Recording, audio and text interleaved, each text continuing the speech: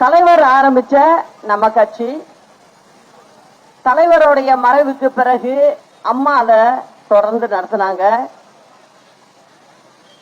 தலைவரும் சரி அம்மாவும் சரி ஏழை மக்களுக்கான கட்சிங்கிறத ஒவ்வொரு முறையும் நிரூபிச்சு காட்டினாங்க. அது மட்டும் இல்ல, அவங்க ஆட்சி செய்த போது ஏழை எளிய மக்களுக்கான திட்டங்களை வகுத்து அதை முறைப்படியும் சரியாவும் செஞ்சு முடிச்சவங்க அம்மா.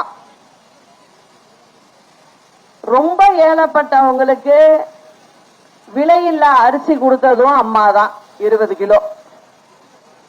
அது மட்டும் இல்ல, பள்ளிக்கூடத்துல படிக்கிற பிள்ளைங்களுக்கு ஏழை எளிய உடைய அம்மா அப்பாவுக்கு சிரமம் கொடுக்காம அந்த பிள்ளைகளுக்கு வேண்டிய சைக்கிள், லேப்டாப்பு, பாட புத்தகம், நோட்டு புத்தகம், புத்தகப்பை இதெல்லாமும் கொடுத்தது அம்மா.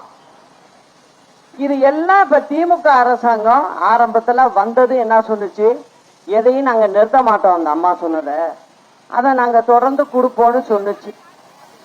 ஆனா இப்ப தேர்தல் வர்ற வரைக்கும் லேப்டாப் 4 வருஷமா எந்த வீட்டு பிள்ளையும் பார்க்கல, கண்ணால யாருக்கும் கொடுக்கல. அது கொடுத்ததோட நோக்கம் என்ன அப்படின்னா, வசதியானவங்க வீட்டு பிள்ளைங்க அவங்க வீட்டிலேயே வாங்கி கொடுத்துருவாங்க. ஏழை பிள்ளைகளுக்கு அது வாங்குற அளவுக்கு அம்மா அப்பாட்ட வசதி இருக்காது. அதை நினைச்சுதான் +2 படிக்கும் போது அம்மா வாங்கி கொடுத்தது. அந்த பையனோ பொண்ணோ அந்த +2 முதல் வருஷம் 2வது வருஷம் முடிக்கிறதுக்குள்ள அந்த கணினியை வச்சு நல்ல விதமா அதை எப்படி கத்துக்கணுமோ கத்துக்குவாங்க. அப்போ மேற்கொண்டு படிக்க முடியாத பிள்ளை போய் படிக்கும், படிக்க முடியாத பிள்ளை அதை வச்சுட்டு ஒரு கடையில கூட வேலைக்கு போய் சேர்ந்துக்க முடியும். இதெல்லாம் நினைச்சுதான் அம்மா கொடுத்தாங்க. ஆனா இந்த திமுக அரசாங்கம் வந்ததுல இருந்து எதையும் கொடுக்கல.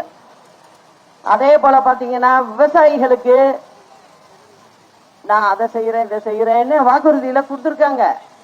ஆனா ஒன்னும் செய்யல. நெல்லை கூட சரியா எடுக்கிறது இல்ல. இந்த மாவட்டங்கள்ல எல்லாம் ரொம்ப மோசமா தான் இருக்கு. இடைத்தரகர்கள் விவசாயிகளிடம் குறைச்ச விலைக்கு நெல்லை வாங்கி அவங்க கொண்டுட்டு போய் அரசாங்கத்துக்கு விற்கிறாங்க லாபத்துல. இதுதான் நடக்குது. அம்மா இருந்தப்ப எல்லாம் அப்படி கிடையாது. நேரடியா அரசு கொள்முதல் செய்யும், அதுல நம்ம போய் கொடுக்கலாம். இது எல்லாமே திமுக காரவங்களுக்கு சம்பாதிக்கிறதுக்கு எல்லாத்துலயும் ஒரு வழி பண்ணணும் அப்படிங்கறதுக்காக செய்யறது தான் இதெல்லாம்.